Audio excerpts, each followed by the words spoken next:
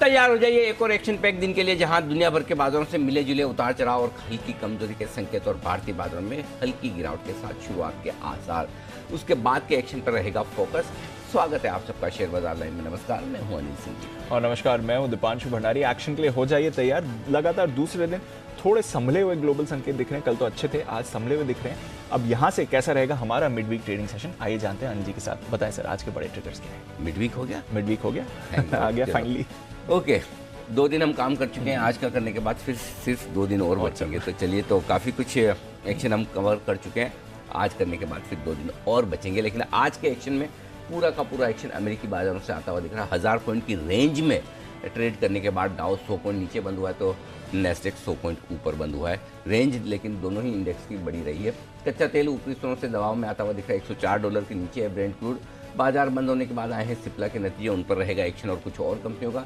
आज भी नतीजों के लिहाज से बड़ा दिन है, लेकिन साथ ही साथ आईपीओ बाजार पर भी रखिएगा नज़र। आज से 2 नए आईपीओ खुलने जा रहे हैं। लिस्टिंग आप पिछले 2 दिनों में 2 लिस्टिंग देख चुके हैं। कल एक आईपीओ खुला है प्रूडेंट, और आज 2 आईपीओ खुलने जा रहे हैं। तो प्राइमरी बाजार पूरे जोश में है इस वक्त एक्शन के लिए आज से। बिल्कुल, तो एक्शन तो आईपीओ मार्केट में भरपूर है, बट एक्शन ग्लोबल मार्केट्स में भी बना हुआ है, हमारे मार्केट्स में भी बना हुआ है। कल जो हमारी बात हो रही थी कि जो भारतीय बाजार में हो रहा है, क्या ये इंडिकेशन नहीं कि आज अमेरिका में वैसा ही होगा? देखिए सर, वैसा ही होते होता गैप अप हुआ, उसके बाद बाजार सस्टेन नहीं कर पाए, और फिर एंड ऑफ द डे हमने देखा बिकवाली के साथ निफ्टी लाल निशान में, बैंक निफ्टी पॉजिटिव। यूएस में गैप अप हुआ, सस्टेन नहीं कर पाए, एंड ऑफ द डे डाउ गिरावट के साथ बंद हुआ, नैस्डैक 1% ऊपर। तो लगभग सिमिलर चाल रही नैस्डैक, डाउ और निफ्टी, बैंक निफ्टी की। कल क्या चल रहा है सर? मेरे ख्याल से आखिरी आधे घंटे में जो हम फिसले दीप 16,350 के आसपास आराम से कंफर्टेबली ट्रेड कर रहे थे, वहां से हम गिरकर 16,200 के नजदीक पहुंचे। फाइनल क्लोजिंग, एवरेज क्लोजिंग तो 16,200 के नजदीक थी, फाइनल क्लोजिंग आपकी 16,240 पर आई। तो जो डाउ फ्यूचर्स आपको 250 पॉइंट 200 पॉइंट की मजबूती दिखा रहे थे, कहीं न कहीं हमने ये अंदाजा लगा लिया था कि इतनी मजबूती शायद अमेरिका में ना हो, या फिर इस तरह का उतार चढ़ाव हो। और मेरे ख्याल से यही एक वजह है कि आज आप देखिए एसजीएक्स निफ्टी आपको बहुत कमजोरी नहीं दिखा रहा और बहुत डर नहीं। इनफैक्ट अभी मेरे ख्याल से 8 पॉइंट ही रह गया। मैं वही कहने वाला था कि लाल निशान में खुलने नहीं चाहिए जिस तरह के संकेत आपको अमेरिकी बाजारों से आते हुए दिख रहे हैं, हल्की रिकवरी के और उतार चढ़ाव के। जहाँ तक ग्लोबल मार्केट्स का सवाल है दीप, 2 चीज़ें अच्छी हुई हैं। पहली चीज़ तो जो मुझे अच्छी दिख रही है वो है कि जिस तरह से भारी उतार चढ़ाव कल दिन के दौरान डाउ और नेस्डेक में दिखा, यही चाहिए। एक तरफा गिरावट का रुख बरकरार है जी, लेकिन एक्सट्रीम वॉलेटिलिटी आपको चाहिए एक तरफा गिरावट के बाद, जो आपको सपोर्ट देने का काम करे। तो मेरा ये समझना है कि जो गिरावट होती हुई दिखी है कल, उसके बाद जो रिकवरी आई, उतार चढ़ाव दिखा, 1000 पॉइंट की रेंज डाउन में दिखी है। एक आध ट्रेडिंग सेशन अगर ऐसा और मिल जाए तो डाउ थोड़ा बेस बनाने की कोशिश कर सकता है, ये आपको संकेत मिल सकता है। सेम सिचुएशन नेस्डेक में हो सकती है। इसका पहला संकेत मिला है, फाइनल कहना मुश्किल है, लेकिन ऐसा लग रहा है कहीं कहीं अमेरिकी बाजार एक तरफा तेज गिरने के बाद थोड़ा रुकने के मूड में। क्यों? उसका एक रीजन ये कि पिछले 2 दिनों में देखिए दीप, आप ढूंढने में भी मतलब कितना भी ढूंढने की कोशिश करें, आपको कोई फ्रेश ट्रिगर ऐसा नहीं मिलेगा जिसकी वजह से अमेरिकी बाजार गिरे। न कोई आपको खराब नतीजे दिखेंगे, नहीं, न कोई नए बॉन्ड यील्ड्स को लेकर या इन्फ्लेशन को लेकर चिंता है। करेक्ट। इनफैक्ट कमोडिटीज और जोर से गिरी हैं, मेटल्स जोर से गिरे हैं। तो जिस इन्फ्लेशन की वजह से अमेरिका में एग्रेसिवली ब्याज दरें बढ़ानी पड़ रही है, वो तो काबू में ही आ रहा है। कच्चा तेल आपका 115 का 105 आ गया है। करेक्ट। सो मेरे ख्याल से 2 दिनों में इकोनॉमिक इंडिकेटर्स थोड़े से बेहतर हुए। मैं ये नहीं कह रहा कि ये हो गया वो फाइनल, ये इस पे भरोसा कर लीजिए, लेकिन संकेत साफ दिख रहे हैं कि इकोनॉमिक इंडिकेटर थोड़े बेहतर हुए। तो मेरा ये समझना है अमेरिकी बाजार यहाँ थोड़ा रुकने की कोशिश करेंगे, और इस वक्त हम पूरे के पूरे उनको देखकर ही ट्रेड करें। हमारा अपना कुछ है नहीं। हमारा अपना क्या है, हम वो गिरेंगे तो उनके मुकाबले में हम कम गिरेंगे।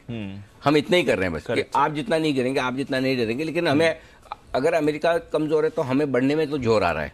Correct, right. सो इसलिए मेरा ये समझना है कि अमेरिकी बाजारों के संकेत खराब नहीं है, इनफैक्ट बेहतर है। जो आपको सिर्फ एक आध दिन और देख लेंगे। आज अगर इस तरह की और वॉलेटिलिटी दिखे और आज के सेशन में रात को अमेरिकी बाजार कल के लोज न तोड़े और रिकवर करने की कोशिश करें, जो कि मुझे लग रहा है, तो मुझे लगता है कि भारतीय बाजारों के लिए भी थोड़ा बेहतर काम हो सकता है। हमने भी कोशिश करी थी कल, पर थोड़ा मुश्किल हो गया end of the session, specially जो ये आखिरी आधे घंटे की बिकवाली है, ये थोड़ी अजीब सी दिखी। कि ये तो हो गई, आमतौर पर जब आपका ट्रेंड मंदी का हो, कमजोरी का हो, और कमजोरी के ट्रेंड में पहला उछाल तो हमेशा ही बेचा जाता है। अच्छा। हाँ, पहला उछाल, कई बार दूसरा भी बेचा जाता है। उसके बाद तीसरे उछाल में आप, और फ्रेंकली बताऊं, जिस तरह की एक्सट्रीम वॉलेटिलिटी अमेरिका में दिखी वैसे हमारे यहाँ है भी नहीं। हाँ, उतनी नहीं। 150-200 पॉइंट की वॉलेटिलिटी कोई खास थोड़ी होती है, ज्यादा थोड़ी है जी। वॉलेटिलिटी किस दिन चाहिए? जिस दिन तेज गिरे और उसके बाद गिरे।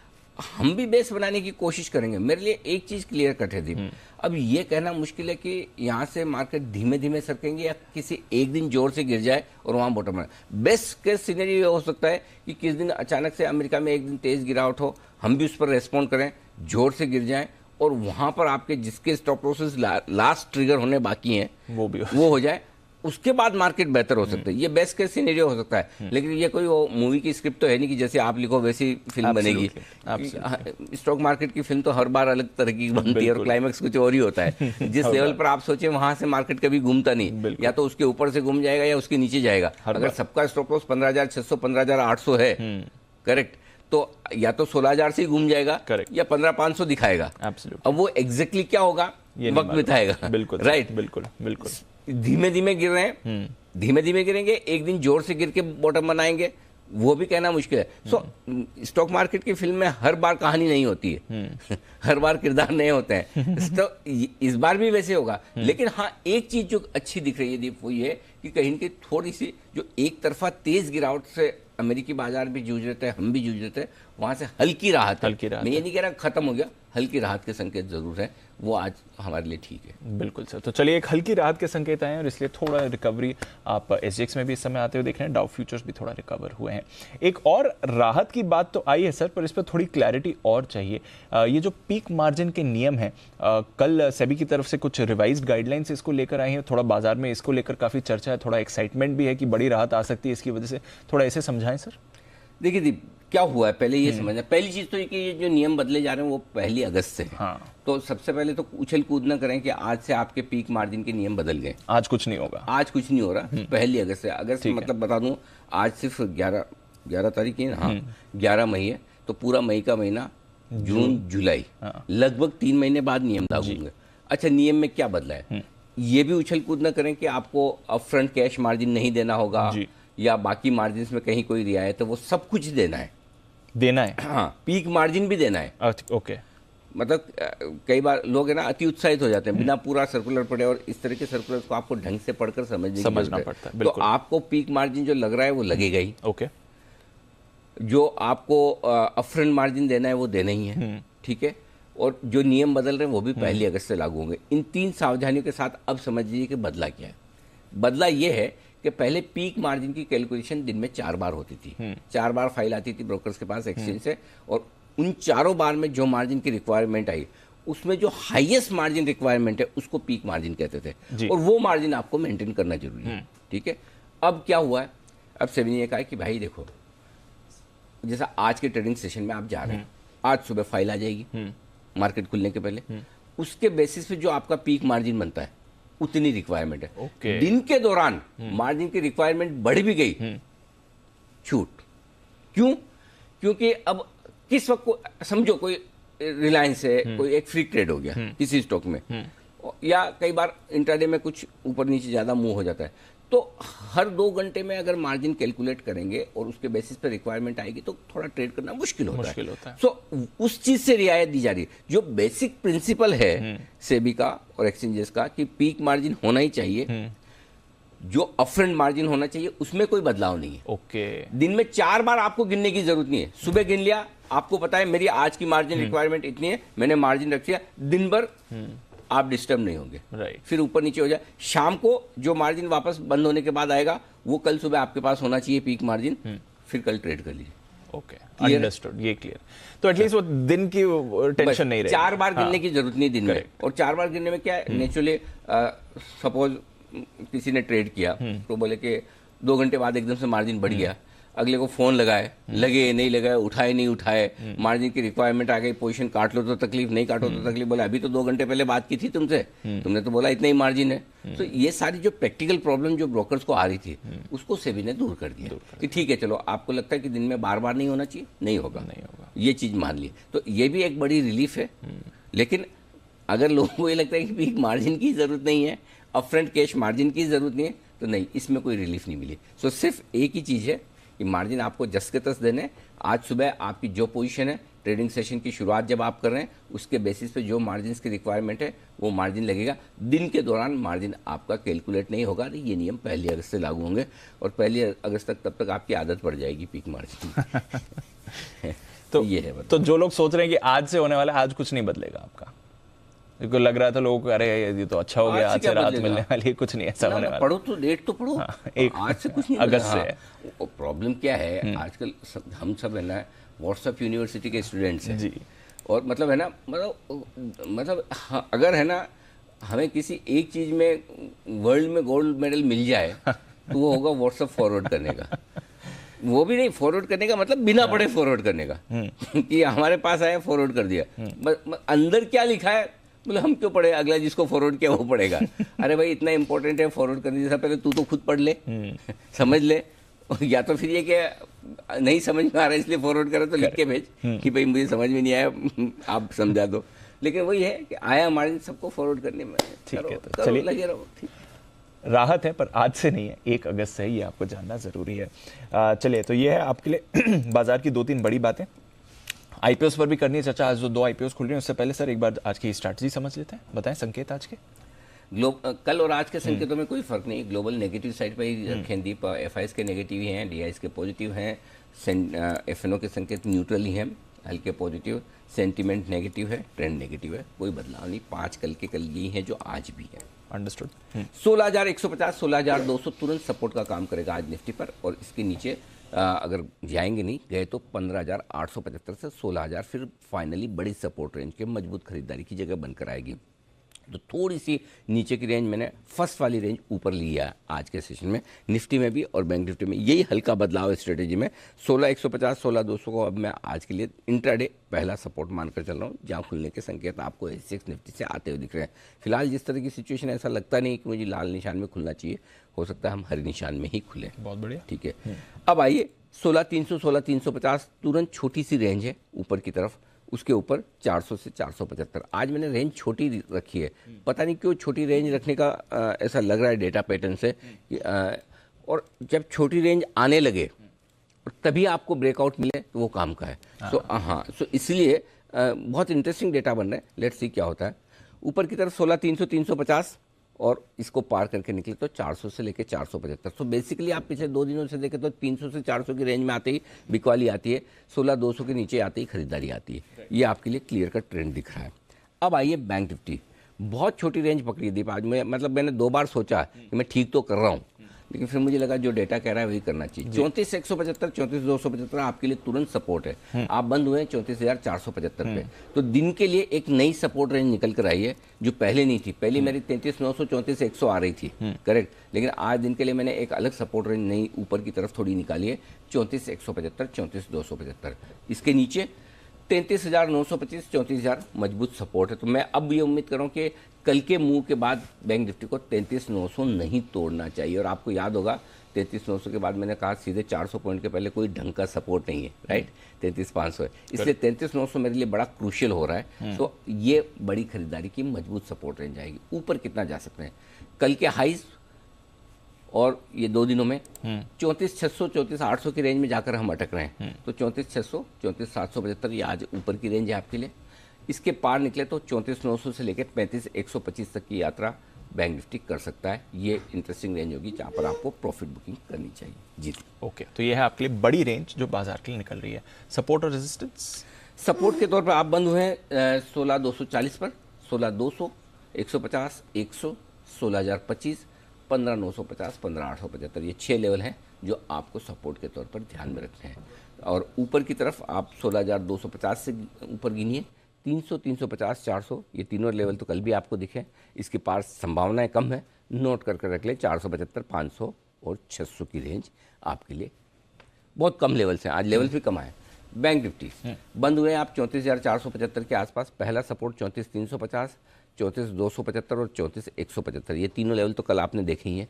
इसके अलावा नीचे के लेवल जो 2 दिनों में पीछे आपने देखे हैं 34,000 33,925 बस यहीं पर। इसके आगे की ज़रूरत नहीं है, खाली एकेडमिक पर्पज़ से लिखा है 33,525 आपकी नॉलेज में रहे, बाकी उस लेवल की ज़रूरत नहीं है। 33,925 तक के लेवल निकल रहे हैं, इसके नीचे मामला ख़राब है तो होना नहीं चाहिए। आज ऊपर कितना जा सकते हैं? बैंक निफ्टी 34,575, 775, ये दोनों लेवल आपने पिछले 2 दिनों में देखे हैं। इसके पार निकलने पर 34,900, 950 दो और मीडियम लेवल है। 35,125, 35,250 और 35,425 तक की यात्रा बैंक निफ्टी ऊपर कर सकता है।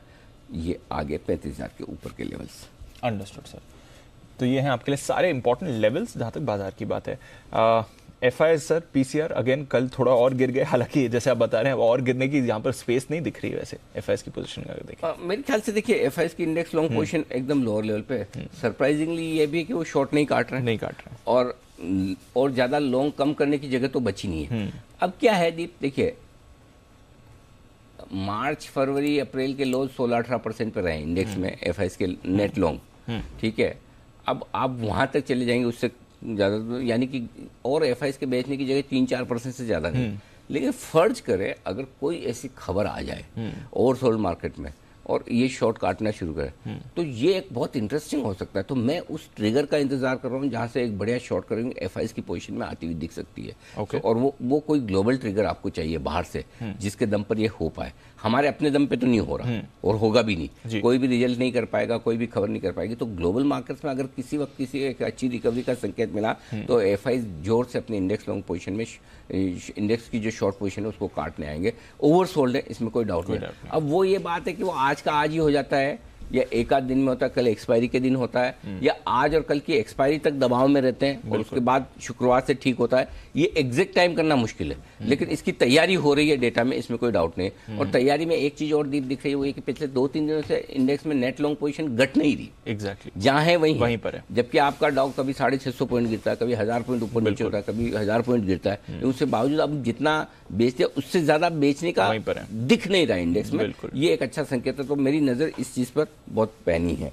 उसके अलावा पुट कॉल रेशियो 0.76 पर है, नियर ओवरसोल्ड है, इसमें कोई डाउट नहीं। ओवरसोल्ड तो नहीं कहूंगा, उसके नजदीक है। बैंक निफ्टी का भी पुट कॉल रेशियो 0.71 है, ओवरसोल्ड के नजदीक है। सो निचले स्तरों पर आपको शॉर्ट कवरिंग तो मिलेगी इन दोनों फैक्टर्स के दम पर, और इसीलिए अगर अपनी शूटिंग रेंज में आ जाए तो वहाँ निशाना मार देना है। तो अगर अपनी रेंज में मिले निफ्टी, बैंक निफ्टी तो लेना ही है। ओके, हाँ, चांस लेना है स्टॉप लॉस के साथ। ये चीज क्लियर कट है। ये मार्केट ऐसा है ही नहीं कि आपने ले लिया और 2 दिन इंतजार कर लिया, कोई बात नहीं। तेजी का मार्केट है, तेजी के मार्केट में आपने पिछले 1.5 साल में सबने एक ही चीज सीखी, 2 साल में, कि ले लो, क्या फर्क पड़ता है, आज नहीं तो कल थोड़ा नीचे आ गया, भाव आ जाएगा, स्टॉप लॉस क्या लगाना। तो ये स्टॉप लॉस लगाने वाली जो चीज है ये अब लोगों को सीखने को मिल रही है। आप सोचो ना, हमने 16,950 एग्जिट करा दिया था, 16,950, आज 16,150 है, 800 पॉइंट है 2-3 ट्रेडिंग सेशन में।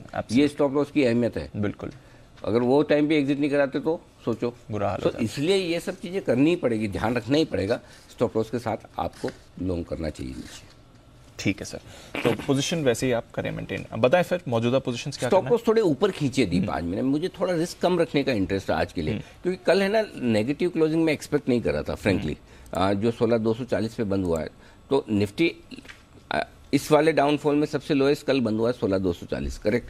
सो अब मैं कल के लोस पे स्टॉप लॉस रखूंगा। कल का लो है मेरा 16,197 का, सॉरी हाँ कल का 16,197। तो मुझे, और परसों का है 16,142। सो मैं 16,142 से थोड़ा नीचे 16,125 पर स्टॉप लॉस रखूंगा, इंट्राडे भी और क्लोजिंग बेसिस पे भी। इसके नीचे बना, पहले मैंने 16,000 रखा था क्लोजिंग कल, लेकिन आज मैंने स्टॉप लॉस थोड़ा ऊपर खींचा है। छोटे स्टॉप लॉस पे ट्रेड करना है, इंट्राडे और क्लोजिंग 16,125। बैंक निफ्टी भी छोटे स्टॉप लॉस पे ट्रेड करना है, 33,900 इंट्राडे और क्लोजिंग सिंपल। अब बैंक निफ्टी में 33,900 थोड़ा दूर लग सकता है, 500-600 पॉइंट दूर है। अगर आपको छोटा रखना है तो 34,175 भी रख सकते हैं, लेकिन स्टॉप लॉस यही निकल के आ रहा है, ध्यान रखें। ठीक है, आइए शॉर्ट साइड पर, यहाँ भी स्टॉप लॉस छोटे किए हैं दीप। जो आपको याद होगा कल 16,700 की हम बात कर रहे थे क्लोजिंग बेसिस पे, राइट। इंट्राडे 16,425, कल भी ट्रिगर नहीं हुआ, एग्जैक्ट वहीं से घुमा है 16,404 से। लेकिन आज मैंने थोड़ा ऊपर कर दिया स्टॉप लॉस 16,500, इंट्राडे भी और क्लोजिंग, ये दोनों 16,500 स्टॉप लॉस होगा। और बैंक निफ्टी पे इंट्राडे स्टॉप लॉस 36,800 है, सॉरी 34,800 है, और क्लोजिंग वाला वही रखा है 35,300, इसमें अभी बदलाव नहीं किया। ठीक, समझ गए सर। चलिए नई पोजीशंस पर फिर आते हैं, कैसे बनानी है आज की पोजीशन सर? नई पोजीशन में दीप खरीदना है निफ्टी 16,100 16,200 की रेंज में मिलता है, तो जो मिलने के चांसेस दिखा रहा है SGX निफ्टी इस रेंज में आता है, तो आप जरूर खरीदिए। 16,000 के थोड़ा सा नीचे 15,950 पे स्टॉप लॉस रख लीजिए। टारगेट बनेगा 200-250 छोटे, 300-350 मीडियम, 400-475 फाइनल टारगेट भी कम ही है। ठीक है, ये आपके लिए खरीदारी की राय है। जो लोग बेचना चाहते हैं 350-400 की रेंज में बेच सकते हैं। 16,350, 16,400 2 दिन से हाई बना रहा है, लेकिन इस बार स्टिक स्टॉप लॉस रखना है 500 का। 500 के पार निकले तो आपको शॉर्ट भी काटनी है और एक नया लॉन्ग भी बनाना है, ये ध्यान में रखिए। क्योंकि तीन दिन से हम 400 के आसपास आकर अटक रहे हैं, तो किसी दिन तो पार कर ही सकते हैं वो, और शॉर्ट भी है। तो अगर आप शॉर्ट करते हैं सावधानी से करिए, 400 के आसपास, और 16,500 का स्टॉप लॉस रखिए। नीचे के टारगेट बनेंगे दीप 16,300, 250, 200, 150, 100 और 16,025 तक के। इतने टारगेट के लिए बिकवाली करनी है आपको निफ्टी में। ठीक है, तो ये रही निफ्टी की बात। बैंक निफ्टी से, बैंक निफ्टी खरीदना है 33,900 से 34,100 की रेंज में। जो कल भी राय दी थी कि बेस्ट ट्रेड वहां बन सकता है, 33,175 से घूम गया 34,175 से। आज भी इसी रेंज में आपको खरीदना है। 33,800 का स्टॉप लॉस होगा। 34,175, 275, 350, 475, 575 सभी याद है, सारे याद है, सारे लेवल सारे याद है। तो 575 और 775 तक के टारगेट के लिए आपको करनी है खरीदारी। और दूसरा तरीका जो बढ़िया है दीप, इस पे फोकस करना चाहिए बैंक निफ्टी में, एग्रेसिव ट्रेडर वाला। इनके लिए खरीदने की राय है 34,175 से 34,350 की रेंज में खरीदिए। इस रेंज में मिले 350 पे मूड बनाइए, माहौल देखिए, 275 पे एंट्री कर लीजिए, 175 पे एवरेज कर लीजिए, स्टॉप लॉस 34,000 का लगा लीजिए। ठीक है, टारगेट जो बनेंगे 34,575 और 775, दो तो विजिबल टारगेट है कल के। इसके बाद 34,900, 950 मीडियम टारगेट है। पार निकले तो 35,125, 35,250 तक जाएंगे और वहाँ प्रॉफिट बुक करेंगे। ये इंटरेस्टिंग ट्रेड एक बन सकता है बैंक निफ्टी में, एग्रेसिव ट्रेडर का। और बैंक निफ्टी में 2 दिनों से एग्रेसिव ट्रेडर वाला ट्रेड काम करते हुए दिख रहा है। तो यहाँ पर एक चीज़ और बता दूँ तो जो स्टैंड है वो बहुत क्लियर है कि मेटल्स कमज़ोर हैं जी। अभी भी थोड़ा और कमज़ोर हो सकते हैं, लेकिन अब हम उतने बेरिश नहीं है जितने पहले थे, क्योंकि काफी गिर चुका। अब हो सकता है 5-7% और गिर जाए, 4-5%, लेकिन उसके बाद रुकेंगे। मतलब ऐसा भी नहीं कि मतलब कोई जीरो थोड़ी हो जाएगा। हाँ, तो पहली चीज है। दूसरी है कि जो खरीदारी का मूड जो आपको आउट परफॉर्म करेंगे, बैंक्स करेंगे। नीचे के लेवल पे बैंक्स लेने का ध्यान रखना है, ऑटो लेने का ध्यान रखना है, और तीसरा रियल एस्टेट। इन 3 सेक्टर्स में रियल एस्टेट से जुड़ी हुई जैसे हाउसिंग फाइनेंस कंपनियां होगी, तो इन सेक्टर पे आपको पॉजिटिव रहना है। ठीक है, ये है। प्लस एक कंजम्पशन वाले स्टॉक्स थोड़े बेहतर कर सकते हैं। जैसे खराब मार्केट में आईटीसी चल जाता है, किसी दिन आईटीसी चलेगा, किसी दिन लीवर चलेगा। कंजम्पशन में आप लीकर शेयरों को भी रख सकते हैं, ये भी अच्छा प्रदर्शन कर सकते हैं। तो जो जहाँ पॉजिटिव साइड पर खराब मार्केट में आपको एक्यूमुलेशन करना है वो क्लियर है। Banks, NBFC, real estate, auto, ये सारे रेट सेंसिटिव है। ठीक है, और consumption, FMCG and liquor, understood, ये क्लियर है। और मेटल्स हैं वो अभी भी थोड़े खराब है, लेकिन शॉर्ट करने के लिए अब सावधान रहना है। नीचे के लेवल पे आप आ रहे हैं अब सपोर्ट की तरफ, तो एक उछाल जब मिले तब वो देख सकते हैं। हो सकता है 4-5% की कमजोरी और बन जाए, लेकिन अब मतलब वो रिस्क फ्री ट्रेड नहीं रहा मेटल में बेचने वाला बना हुआ। हाँ, ठीक है। Bank Nifty sell call sir क्या करना है? 34,775, 34,950 की रेंज में आए तो वहां पर बैंक निफ्टी शॉर्ट कीजिए। 35,150 का आपका स्टॉप लॉस होगा। टारगेट जो बनेंगे दीप वो 34,600, 34,500 के छोटे टारगेट है। 34,350, 275 और 175 के मीडियम टारगेट है। 34,000, 33,925 के फाइनल टारगेट इसके लिए करनी है बिकवाली, सिंपल। ठीक है सर, तो ये है आपके लिए सारे लेवल्स। और बैंक निफ्टी अग्रेसिव ट्रेडर्स के लिए मौका है। कल भी बना था, अच्छी मूव आई, आज भी आपके लिए बन सकता है। डेटा भी थोड़ा समझा दे सर, खैर एफआईज की तो कोई राहत नहीं आ रही है, और इंपॉर्टेंट लेवल्स भी। 4,000 करोड़ के आसपास की बिकवाली कैश मार्केट में। वायदा कारोबार के डेटा थोड़ी ठीक है। 344 करोड़ के इंडेक्स खरीदा है, 380 करोड़ के स्टॉक बेचा है। तो बेसिकली स्टॉक स्पेसिफिक बिकवाली है 4,000 करोड़, 42 करोड़ के आसपास की। लोकल फंड ने 3,000 करोड़ का खरीदा है करीबन, तो ठीक है। डेटा में कोई खास बदलाव है नहीं। एफआईज बेच रहे हैं, लोकल फंड्स अपनी ताकत से ले रहे हैं। अब आइए एफएनओ के डेटा की तरफ। तुरंत सपोर्ट जो है वो है आपके लिए 16,200 का, जिसके आसपास हम खुल सकते हैं, और उसके बाद देखेंगे क्या होता है। 45 लाख शेयर वहाँ पर हैं ओपन इंटरेस्ट में। ठीक है, तो मुझे नहीं लगता कि उसके नीचे हमें खुलना चाहिए, 16,200 के नीचे नहीं खुलना चाहिए। 16,000 सबसे मजबूत सपोर्ट है, यहाँ हाईएस्ट ओपन इंटरेस्ट पुट में है 55 लाख शेयरों का। 16,300 पहली रुकावट का लेवल है, 35 लाख शेयरों की पोजीशन वहाँ पर है। सो डीप ऐसा लग रहा है ओपनिंग ट्रेड में 16,200, 16,300 की रेंज रहनी चाहिए।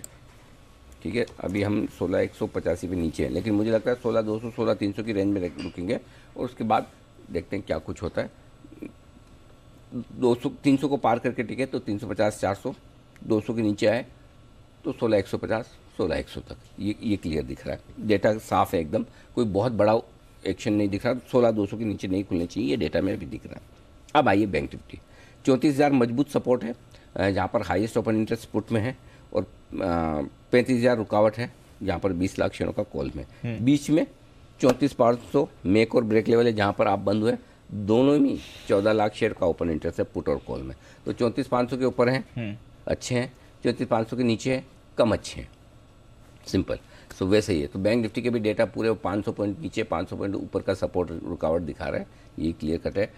सो बेसिकली न 33,900 के नीचे जाना है, न 34,100 125 के ऊपर जाना है। बैंक निफ्टी के भी डेटा बहुत क्लियर है, निफ्टी में 16,400 के ऊपर जाने की जल्दी नहीं है, 16,100 तोड़ने की हड़बड़ी नहीं है, ये बहुत क्लियर डेटा है बस। ठीक है सर, तो चलिए क्लियर लेवल्स हैं और बाजार लेवल्स को रिस्पेक्ट कर रहे हैं, ये इंटरेस्टिंग चीज़ है। हालांकि ऑफ कोर्स कल की वॉलेटिलिटी एंड में हमने थोड़ी बढ़ती हुई देखी थी। आइए फिर आज जो आईपीओज खुल रहे हैं उस पर राय ले लेते हैं। पहले तो डिलीवरी का जो आईपीओ उस पर अपनी राय दें। डिलीवरी का आईपीओ अवॉइड है दीप, और अवॉइड सिर्फ एक ही वजह से है, वो मैं बाद में, तो पहले अच्छी चीज़ बात कर लेते हैं। ठीक है। पहली चीज़ तो ये कि कंपनी के पिछले 3 सालों की रेवेन्यू ग्रोथ बहुत इंप्रेसिव है, जिस स्पीड पर जिस पेस पर कंपनी ग्रो कर रही है वो प्रॉमिसिंग है, इसमें कोई डाउट नहीं है, और आउटलुक भी बहुत बेहतर है, क्योंकि जिस तरह से लॉजिस्टिक्स और पूरा ट्रांसपोर्टेशन की डिमांड बढ़ रही है, मतलब आप सोचिए आपके लिए इंफ्रास्ट्रक्चर तैयार है, राइट, फ्रेट कॉरिडोर्स बन चुके हैं, करेक्ट, रेलवे के भी और रोड्स के भी, और जिस तरह से कंजम्पशन बढ़ रहा है, तो बिजनेस तो बहुत बढ़िया है जिसमें कंपनी है, और अब तक की रेवेन्यू ग्रोथ भी बहुत स्ट्रांग है, बहुत मजबूत दिख रही है, वो आगे रहेगी भी, ये भी मुझे भरोसा है। दूसरा ये कि आईपीओ आने के बाद कंपनी के पास ढेर सारा पैसा हो जाएगा, 6,500 करोड़ का कैश होगा, तो कंपनी के पास बहुत कुछ करने के लिए, जेब में पैसा हो तो बहुत आइडियाज बहुत आते हैं, करेक्ट, है ना, डिप्लॉय कर सकते हैं। नहीं हो तो फिर एक ही आइडिया आता है, पैसा कहाँ से आएगा, और जब पैसे हो तो बाकी आइडिया आते हैं, करें क्या इसका, करेक्ट। सो बहुत कैश होगा, भारी भरकम होगा, ऑर्गेनिक इनऑर्गेनिक ग्रोथ होगी कंपनी की, तो ग्रोथ को लेकर मैं पॉजिटिव हूँ, ये 2 चीज़ें बहुत अच्छी दिख रही है, और मैनेजमेंट भी यंग है, उत्साहित है, कुछ करना चाहता है, ऐसा तो दिख रहा है।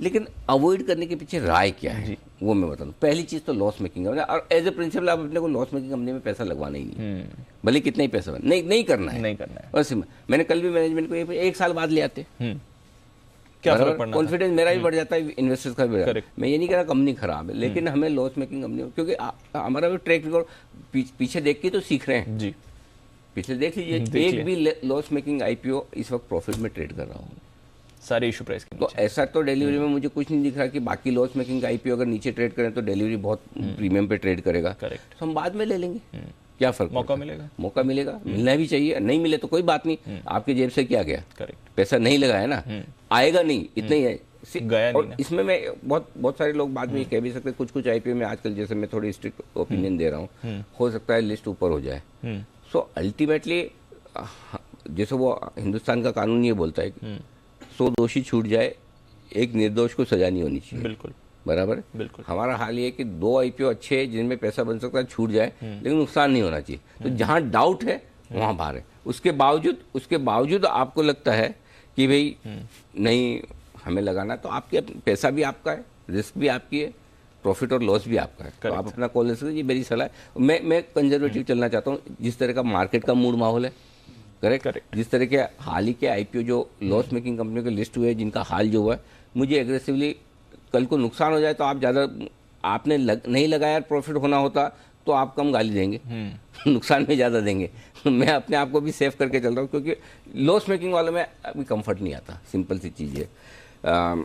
दूसरी चीज़ ये है कि कैश फ्लोज लगातार नेगेटिव है, अभी भी खाली बीच में 1 साल 521 में थोड़ा पॉजिटिव हुआ था, लेकिन मतलब balance sheet, financial data too complicated to read and understand, मतलब अगर मेरे जैसे CA को भी पढ़ने समझने में टाइम लगता है तो आम निवेशक तो समझ नहीं पाएगा, ये चीज़ क्लियर है। तो बहुत कॉम्प्लिकेटेड है, प्रॉफिट लेवल पे, एबिटा लेवल पे बहुत सारे एडजस्टमेंट हैं, कैश फ्लो लेवल पे बहुत सारे एडजस्टमेंट हैं, सो इतना कॉम्प्लिकेशन भाई दूर हो, हमें जहाँ कॉम्प्लिकेट। और तीसरा वैल्यूशंस, सेम चीज़ प्रूडेंट में कल थी, अगर प्रूडेंट के मुकाबले आनंद आठी मुझे आधे दाम में मिलता तो मैं वो क्यों ना लूँ, करेक्ट। कंपनी में प्रॉब्लम नहीं है, लेकिन भाव में प्रॉब्लम है। सेम चीज यहाँ पर भी, आपके रेवेन्यू ग्रोथ है, नाम है, सब कुछ है, बढ़िया भी करेंगे, लेकिन भाव फिर लिस्टेड प्लेयर से ज्यादा क्यों? बिल्कुल। तो वैल्यूएशंस महंगे, इसलिए वैल्यूएशन पैरामीटर पर फिट नहीं बैठता, अवॉइड है clear cut. Okay, clear cut avoid है आपके लिए डिलीवरी का IPO. Venus pipes and tubes पर कोई राय? हाँ, दीप में पढ़ नहीं पाया ऑनेस्टली। हाँ, क्योंकि थोड़ा समय कम मिला था जी। डिलीवरी पढ़ने में भी बहुत टाइम लगा एक्चुअली, और बड़ा आईपीओ था ये, तो पहले ये करना था। तो मैं कोशिश करूंगा कल इस पे ओपिनियन देने की कोशिश करूँ। छोटा आईपीओ है, हाँ, छोटी साइज का आईपीओ, वैसे भी छोटी साइज के आईपीओ में अवॉइड करता हूँ, क्योंकि अंदाज लगाना थोड़ा मुश्किल रहता है। 150-200 करोड़ का ही मेरे ख्याल से आईपीओ, तो 164 करोड़। हाँ, 164 करोड़ का। तो फिर भी देखते हैं कल, अगर मैं बना पाया कोई ओपिनियन तो, अदरवाइज आज तो नहीं कर पाए। ठीक है, कोई बात नहीं, 3 दिन रहता है आईपीओ, कल बात कर लेंगे। डिलीवरी के लिए अवॉइड, ये है अनिल जी की क्लियर स्ट्रैटेजी, और प्रूडेंट का आज दूसरा दिन रहेगा, इस पर भी आप रखिए नजर। आइए फिर जान लेते हैं आज के कुछ इंपॉर्टेंट ट्रिगर्स, खबरें, नतीजे और साथ ही ब्रोकरेज एक्शन भी। कुशल, अरमान और आशीष हैं हमारे साथ तैयार, साथ ही वरुण भी हैं। कुशल, मॉर्निंग, बताएं आज के ट्रिगर्स और कुछ नतीजे। मॉर्निंग दीपांशु, ट्रिगर्स में सबसे पहले निफ्टी से अदानी पोर्ट्स ये अपने नंबर्स डिक्लेयर करेंगे। साथ ही एफएनओ स्पेस से पेट्रोनेट, एलएनजी और पंजाब नेशनल बैंक पर आपको फोकस रखना है। साथ ही एक्स डिविडेंड ट्रेड करता हुआ दिखेगा थायरोकेयर टेक्नोलॉजीज, इन्होंने अंतरिम डिविडेंड का 15 रुपये प्रति शेयर का ऐलान किया था। रिकॉर्ड डेट है इंडिया मार्ट इंटरमेश के बाईबैक की भी, जो 100 करोड़ का बाईबैक ये लेकर आए थे। 6250 रुपये प्रति शेयर यहाँ पर बाईबैक ऑफर प्राइस रखा गया था। आईपीओ अपडेट में प्रूडेंट कॉर्पोरेट एडवाइजरी पहला दिन था, 36% कुल भरता हुआ दिखा, जिसमें रिटेल निवेशकों ने ऑलमोस्ट 72% इसको सब्सक्राइब कर लिया है। नंबर्स देखेंगे तो पोस्ट मार्केट में Vodafone idea better than estimates numbers है। खासकर अगर आप कंपनी का घाटा देखें तो 7231 करोड़ का था पिछले क्वार्टर में, इस बारी 6563 करोड़ है, यानी कि घाटा जो है कंपनी का कम होता हुआ दिखा है। हमारा अनुमान 7000 करोड़ के घाटे का था। साथ ही कंपनी की आय में भी 5% का उछाल रहा है 10,240 करोड़ पर, तो और कंपनी की मार्जिन 9.3% थी, इस बारी 45.4% पर आती हुई दिखी है। हमारा अनुमान 40.4% का था। आरपू में भी 7.5% तक की बढ़त रही है। मैक्स फाइनेंशियल्स नंबर्स प्रॉफिटेबिलिटी के लिहाज से अच्छे हैं, बाकी पैरामीटर्स आप कह सकते हैं कि ठीक ठाक आते हुए दिख रहे हैं। प्रॉफिटेबिलिटी 67 करोड़ थी, इस बारी 153 करोड़ पर आई है। साथ ही वीएनबी मार्जिन्स कंपनी के 24.1% से बढ़कर 31.9% पर अब होते हुए दिख रहे हैं। इनफैक्ट टोरेंट पावर यहाँ पर मुनाफा था पिछले साल, इस बारी घाटे में आ गई है कंपनी। इनफैक्ट घाटा जो है 488 करोड़ का कंपनी ने दर्ज किया है, और घाटा इसलिए भी है क्योंकि यहाँ पर 1300 करोड़ रुपए का एक्सेप्शनल आइटम इन्होंने लिया है, और आय के फ्रंट पर 21% की ग्रोथ रही है। 3743 करोड़ पर कंपनी ने आय भी दर्ज की है। मार्जिन्स हालांकि हमारे अनुमान से थोड़ी सी कमज़ोर, 27.5% का अनुमान था, 26.5% रिकॉर्ड किया। ओके, तो ये है आपके लिए आज के कुछ ट्रिगर्स और पोस्ट मार्केट नतीजे। अरमान, मॉर्निंग, बताएं कौन से नतीजे और खबरें लेकर आए हैं आप? नतीजों में सबसे पहले ईपीएल लिमिटेड है, जिसके नतीजे कमज़ोर आते हुए दिखे हैं। अगर आप आय देखेंगे तो वो हालांकि वो लगभग 9% बढ़कर आई है, पर अगर आप इबिटा पर देखेंगे तो वहाँ पे 5% का कट दिखा है। वहीं मार्जिन्स देखेंगे तो मार्जिन्स भी 17.3% से घटकर 15.2% पर आते दिखे हैं। और अगर मुनाफे की बात करें तो मुनाफे में भी 14% की कटौती देखी गई है, और कंपनी ने 2.15 का डिविडेंड भी दिया है। जेंसार टेक्नोलॉजी नतीजे जो हैं वो मिक्स्ड आते हुए दिखे हैं। अगर आप रेवेन्यू देखेंगे, आय देखेंगे, वो लगभग 32% बढ़ी है। हालांकि जो इबिटा है वहाँ पे 5% की कटौती देखी गई है, और अभी जो इस बार का जो इबिटा है वो लगभग 164 करोड़ पर आता हुआ दिखा है। अगर आप मार्जिन्स देखेंगे तो मार्जिन्स भी 19.65% से घटकर 14.24% पर आते हुए दिखे हैं। अगर मुनाफा देखेंगे तो मुनाफा में 47% की जंप देखी गई है, और अभी जो रिपोर्ट किया है वो 130 करोड़ के आसपास का प्रॉफिट मुनाफा जो है वो रिपोर्ट किया है। उसके साथ साथ एलेंटास बैक इंडिया नतीजे अच्छे आते हुए दिखे हैं। अगर आप आय देखेंगे तो वहाँ पे 21% का उछाल देखा गया है। वहीं अगर आप एबिटा देखेंगे तो वहाँ पे 19% का उछाल देखा गया है। अगर आप मार्जिन्स की बात करें तो मार्जिन्स लगभग स्टेबल रहे हैं, और अगर मुनाफे की बात करें तो मुनाफा 31% बढ़कर लगभग 24 करोड़ के आसपास आता हुआ दिखा है। रिलायंस कैपिटल नतीजे बहुत ही वीक आते हुए दिखे हैं। आय देखेंगे वहाँ पर 7.7% का कट देखा गया है, और अगर आप लॉस देखेंगे तो लगभग पहले 1650 करोड़ का लॉस था, जो बढ़कर अभी 4130 करोड़ के आसपास लॉस आता हुआ दिखा है। न्यूज़ में रिट्स लिमिटेड गाना से जो कंसल्टेंसी सर्विसेज के लिए कंपनी को लगभग 100 करोड़ का एक ऑर्डर मिला है। और अंत में एमटार टेक, जिसमें गीपी एरोस्पेस एंड डिफेंस का एक कंपनी ने अधिकरण किया है, और ये जो कंपनी है ये डिफेंस और एरोस्पेस के लिए कंपोनेंट्स बनाने का काम करती है, और ये 9 करोड़ में लगभग ये अधिकरण किया गया है। ओके, तो ये है आपके लिए कुछ इंपॉर्टेंट खबरें। वरुण, मॉर्निंग, बताएं कौन सी खबरें लेकर आए हैं आप? गुड मॉर्निंग दीप। तो सबसे पहले तो अरबिंदो फार्मा, क्योंकि फार्मा कंपनी इसके लगता है कि बुरे दिन शुरू हो चुके हैं, क्योंकि लगातार इनको आपत्तियां मिल रही। कल आपने सन फार्मा में देखा था, आज अरबिंदो फार्मा में यूएसएफडीए ने फॉर्म 483 जारी किया है। 6 आपत्तियां जो है इसमें मिली है। हैदराबाद की जो इकाई है उसमें 2 से 10 मई के बीच में जांच हुई थी, जिसमें 6 आपत्तियां मिली है। गेल और गुजरात एल्कलीज यहाँ पे नजर रखेगा, क्योंकि 500 KLD का बायो इथेनॉल प्लांट के लिए गेल और गुजरात एल्कलीज ने एक करार कर लिया है, तो इसके चलते यहाँ पे नजर रखनी है। मक्का चावल से इथेनॉल बनाने के लिए दोनों जो है उनके बीच में करार हुआ है। इसके अलावा गेल पे और भी आपको नजर रखनी है, क्योंकि डिफिकल्ट फील्ड जो है उससे गैस इंपोर्ट करने वाली ये कंपनी, इसको कंपनी को मैंडेट मिला है और इंपोर्टेड डोमेस्टिक गैस के लिए एक भाव ये कंपनी तय करेगी। छमाही आधार के वजह तिमाही आधार पे जो है ट्रांसपोर्टर और घरेलू गैस के एलोकेशन जो है उसकी समीक्षा होगी। वही यूनिकन लैब्स, इस कंपनी ने 2018 में एक निवेश किया था ऑप्टिमस ड्रग्स प्राइवेट लिमिटेड में, करीब 20% के आसपास का हिस्सा जो है अब उसमें बेचेगी। 271 करोड़ में हिस्सेदारी जो है वो बेची जाने वाली है। और आखिरी में कर्नाटका बैंक ने श्री इंफ्रा के करीब 12.8 करोड़ के लोन थे, उसको डिफॉल्ट घोषित कर दिया है।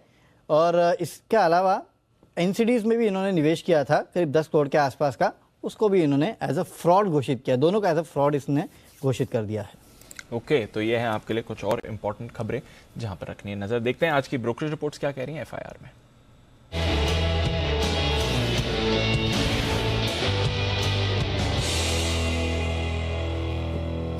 मॉर्निंग आशीष, बताएं क्या कह रही हैं आज की रिपोर्ट्स। Good morning Deepanshu. देखिए, एशियन पेंट्स यहाँ पर नतीजों के बाद मॉर्गन स्टैनली की तरफ से रिपोर्ट आई है। अंडरवेट की रेटिंग को बरकरार रखा है। 3086 रुपये की जो है कल की क्लोजिंग है। 2620 रुपये का लक्ष्य दे रहे हैं।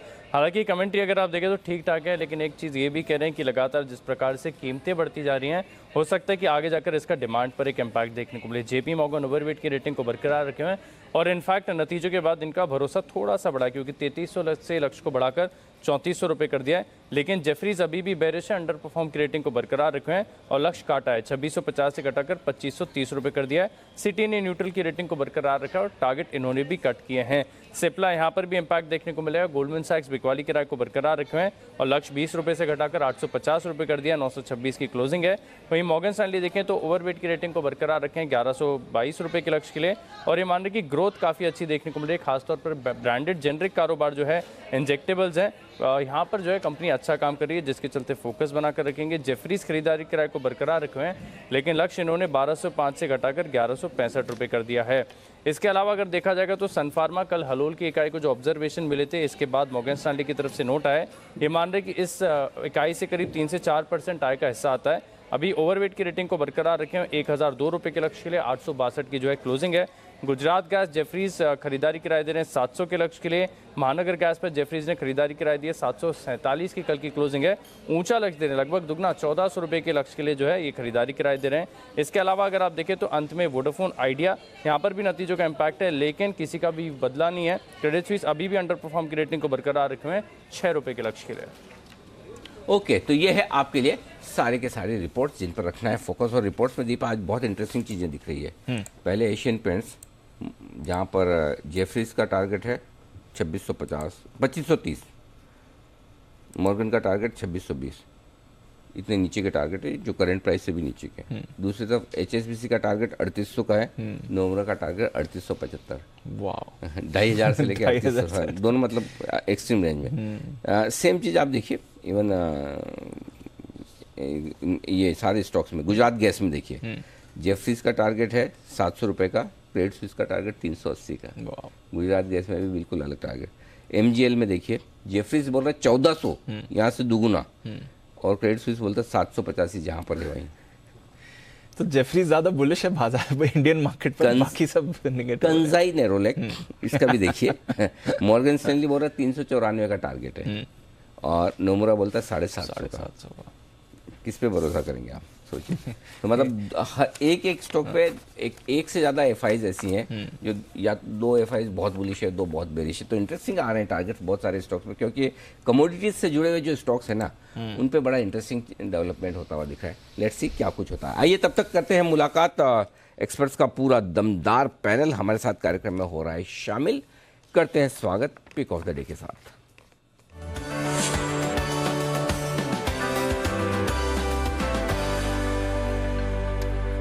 बंसल जी, सुप्रभात, करिए शुरुआत।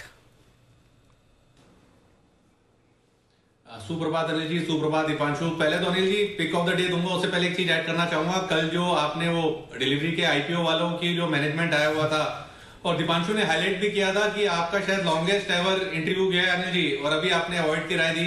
तो अनिल जी एक चीज बोलूंगा, अनिल जी आप बड़े प्यार से ग्रिलिंग करते हैं, और जब आपने पूछा था कि भैया मुनाफे में आने देते, कैश होने देते, तब आईपीओ लाते, तो अनिल जी उसके उत्तर में अनिल जी उत्तर मिल गया था कि भैया एंकर इन्वेस्टर डिसाइड कर रहा है।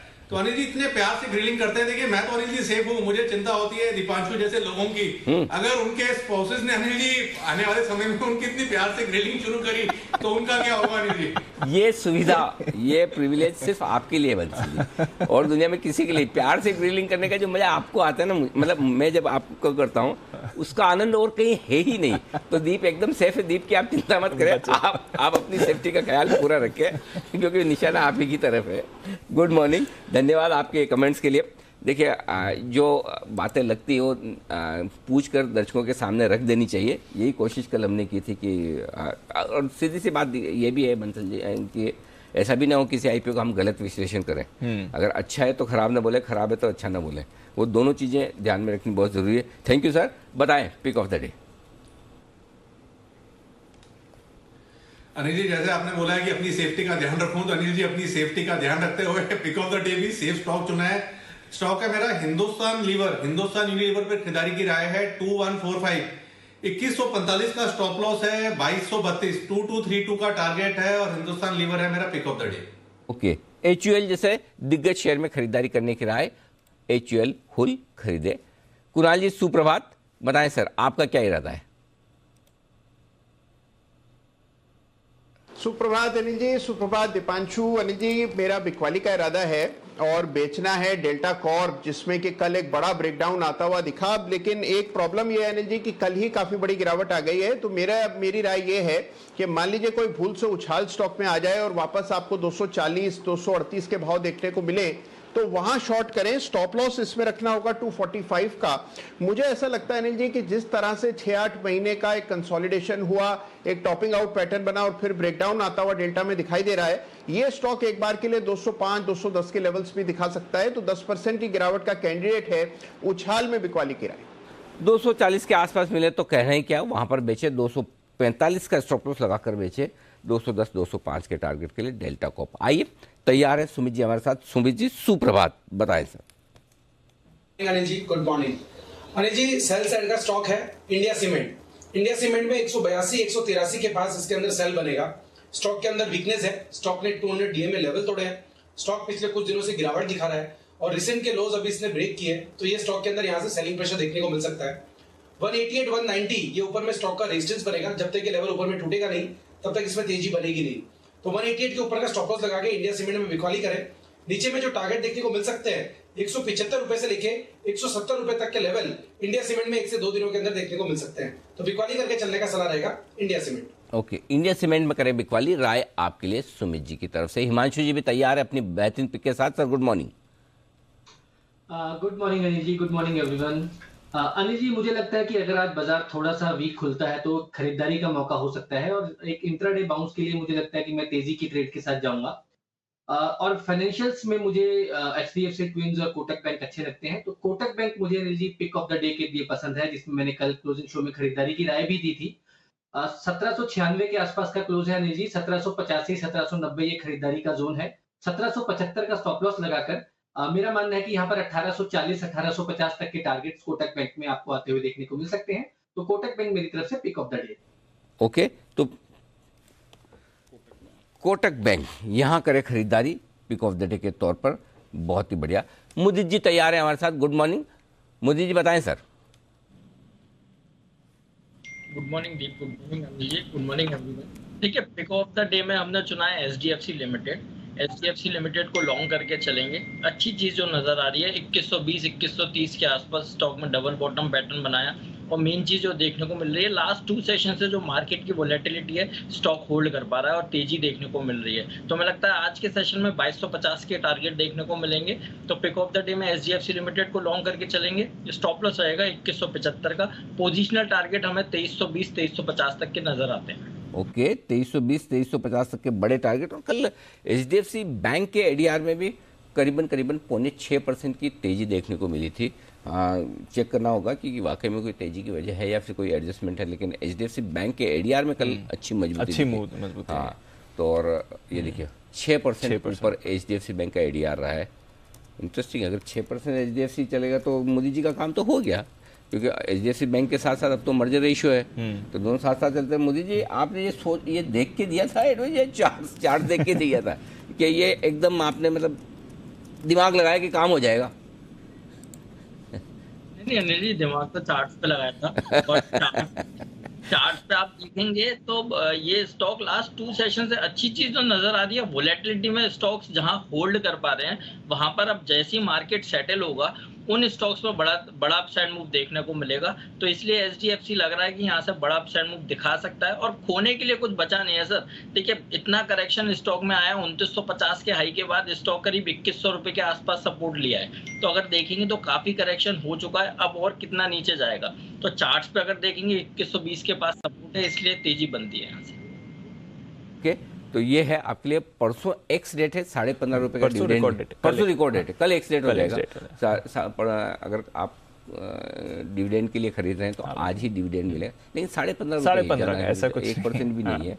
लेकिन जो स्मार्ट आंसर दिया मोदी जी ने, आपने सुना? मैंने बोला कि आपने दिमाग लगाया था ये, ऐसे तो उन्होंने दिमाग तो चार्ट पर लगाया था।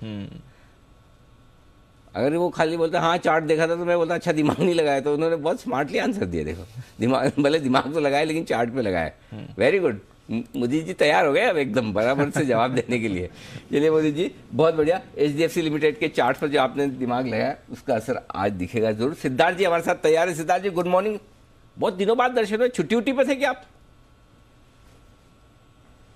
Good morning Anil ji, good morning Deepanshu. नहीं अनिल जी, छुट्टी पे कहीं नहीं थे, बम्बई में ऑफिस में बैठ के काम कर रहे थे। अच्छा, ऐसा लग रहा है इस बार बड़े दिनों बाद मुलाकात हुई, पता नहीं, हो सकता है। आई थिंक लास्ट वीक शायद नहीं आए थे, कुछ हॉलीडे भी थी, तो क्या होगा बता नहीं रहे। अच्छा sir, pick of the day बताइए।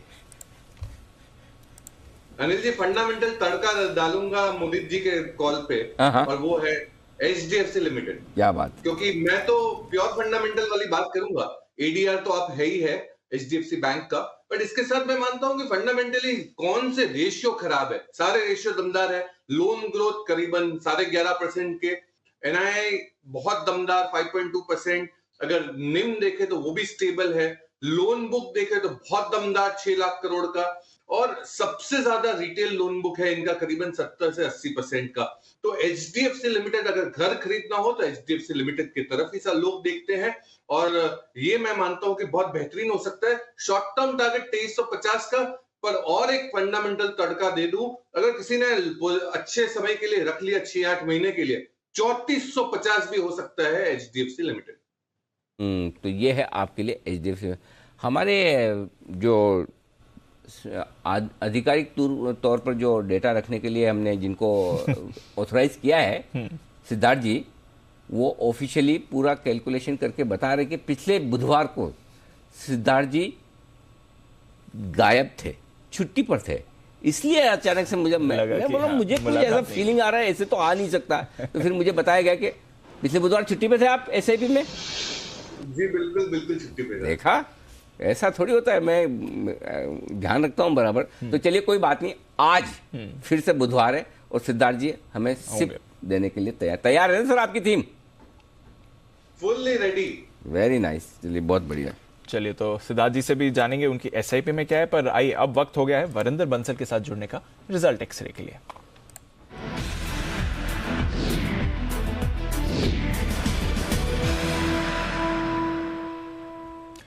गुड मॉर्निंग वरिंदर, आज भी आपकी लिस्ट में एटलीस्ट 1-2 अच्छे नतीजे दिख रहे हैं, बताएं इनके बारे में सबसे पहले। Morning Deep, to you sir and everyone. दो results, gas companies, I think पिटे हुए स्टॉक्स हैं, लोगों को ज्यादा उम्मीद नहीं थी, बट इस बार जो नंबर्स आए हैं वो बहुत ही अच्छे नंबर्स आए हैं दोनों कंपनीज के। आई नो मैक्रो हेडविंड्स हैं, सब कुछ है, but as I said stocks गिरे हुए हैं। नंबर्स आप देखिए गुजरात गैस के, I think they were very very strong. EBITDA margin, मगर इसमें सबसे जरूरी नंबर आपको एबिटा मार्जिन पर यूनिट देखना होता है। EBITDA margin per unit, of course volume numbers also, but EBITDA margin 7.8 per unit जो एससीएम होता है वो आया है। स्ट्रीट सोच रही थी कि 5.5 के आसपास आएगा, लास्ट क्वार्टर 2.3 था। तो आप देख सकते हो कि किस तरीके से एटलीस्ट 35 से 40% जो है उन्होंने बीट किया जो स्ट्रीट एस्टिमेट कर रही थी। वॉल्यूम डिक्लाइन हुआ है, बट इंपॉर्टेंटली कि हाँ भी उनके मार्जिन्स मेंटेन हुए हैं और वो बहुत अच्छी बात है। इसलिए आपको देख रहे हो कि हाँ भी प्रॉफिट हुआ या एबिटा हुआ या सेल्स हुआ, वो सारे का सारा एस्टिमेट से बहुत ऊपर है। अभी उन्होंने प्राइस हैक्स भी ले ली हैं। स्पॉट एलएनजी प्राइसेस 35 MMBTU से कम हो गए 25 MMBTU आ गए हैं। एज ए सेड प्राइस हाइक्स आ गए हैं, तो ये सारी चीजें उनके लिए अच्छी हैं। एज ए सेड स्टॉक गिरा हुआ तो अच्छी बात है।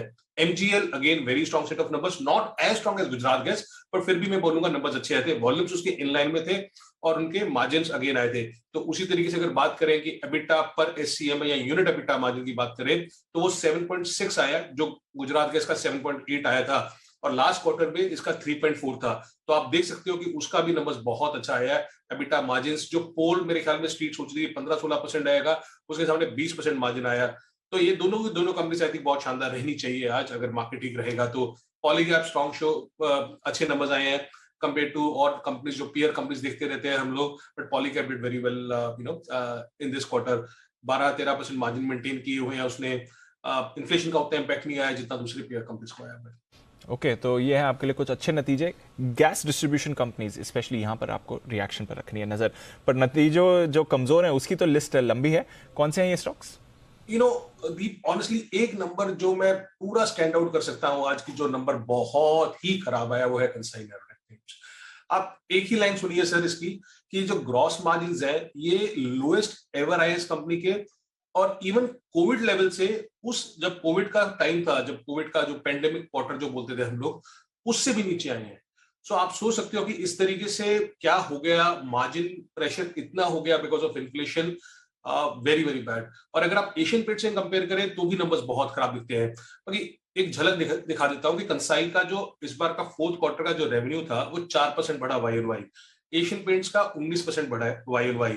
इस बार उसके ग्रॉस मार्जिन जो हुए हैं YoY 660 बेसिस पॉइंट, 6.5% के आसपास डिक्लाइन हुए YoY, और 3.5% डिक्लाइन हुए हैं क्वार्टर ऑन क्वार्टर। अगर आप इसी कंपैरिजन करेंगे एशियन पेंट्स का, तो एशियन पेंट्स के 5% मार्जिन डिक्लाइन हुए हैं और 2% डिक्लाइन हुए हैं क्वार्टर ऑन क्वार्टर।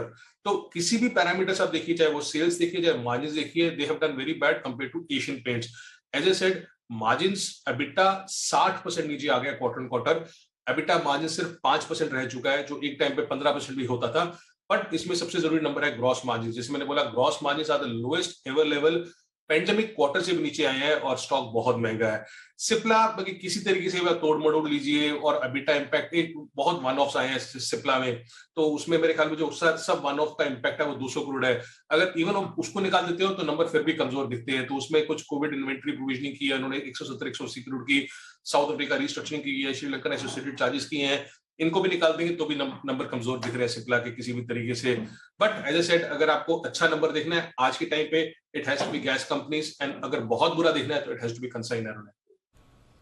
तो ये है आपके लिए खराब नंबर्स, और उसमें सिप्ला और कंसा नेरोलैक लिस्ट के टॉप पर आते हैं। ठीक ठाक नंबर्स या अनुमान मुताबिक कौन से रहे? आई विल पुट कैनप्लेस Sanmar into that deep, because revenue बहुत अच्छे थे। रेवेन्यू 24% ऊपर है क्वार्टर क्वार्टर, और 66% ऊपर है YoY। तो एटलीस्ट टॉप लाइन पे इन्होंने बहुत अच्छा किया। स्टॉक उतना महंगा नहीं है जितना और पीयर कंपनीज है। एबिटा 2% नीचे था क्वार्टर क्वार्टर। हम सबको पता है कि इन्फ्लेशन का इम्पैक्ट हो रहा है, बट उतने खराब नंबर्स नहीं आए। अभी भी 20% मार्जिन कर रहा है, तो उस तरीके से नंबर अच्छे थे। स्पेशलिटी सेगमेंट रेवेन्यू जो है वो अच्छा किया, कमोडिटी सेगमेंट रेवेन्यू जो है वो अच्छा किया, 24% ऊपर था क्वार्टर क्वार्टर, 66% ऊपर था YoY कमोडिटी सेगमेंट रेवेन्यू, तो सब ठीक था। इसमें ऑल टाइम हाई रेवेन्यू है, बट इन्फ्लेशन ने मार्जिन्स को हिट किया हुआ है। वैल्यूएशन ज्यादा एक्सपेंसिव नहीं है, तो इसलिए मैंने इसको इनलाइन रिजल्ट्स में डाला है। ओके, तो केमप्लास्ट इनलाइन है, बेहद खराब रहे हैं कंसा नेरोलैक, खराब रहे सिप्ला के नंबर्स, MGL, गुजरात गैस और पॉलीकैब यहाँ पर नतीजे अनुमान से बेहतर हैं। बहुत बहुत शुक्रिया वरिंदर हमारे साथ जुड़ने के लिए। रिजल्ट एक्सरे में कल सुबह आपसे फिर से करेंगे मुलाकात। आइए, वागले साहब भी हमारे साथ जुड़ चुके हैं। मॉर्निंग सर, बताएं आपकी pick of the day. Deepanshu, good morning. Anil ji, good morning. मेरा पिक ऑफ द डे होगा गेल, जिसको मुझे बेचना है। कल 150 का एक बहुत इंपॉर्टेंट सपोर्ट ब्रेक हुआ है। 149, 148.50, 149 के बीच में का बंद है। 151 का एक क्लोज स्टॉप लॉस लीजिए। मुझे लगता है 141 तक जाने के लिए गेल तैयार है। एक 5 से 7% की डाउन मूव देख सकते हैं। ओके, तो ये है आपके लिए गेल, जिस पर आपके लिए सेल कॉल आते हुए दिख रहा है। तो 2 सेल कॉल्स हैं, 3 सेल कॉल्स हैं आज पिक ऑफ द डे में। डेल्टा कॉप कुणाल जी की, इंडिया सीमेंट सुमित जी की, और वागले साहब को बेचना है गेल। आइए, ऐसी कुछ और कॉल्स भी लेनी है और स्टॉक्स पर भी करनी है चर्चा। उससे पहले करते हैं शुरुआत फर्स्ट ट्रेड की हेडलाइंस के साथ।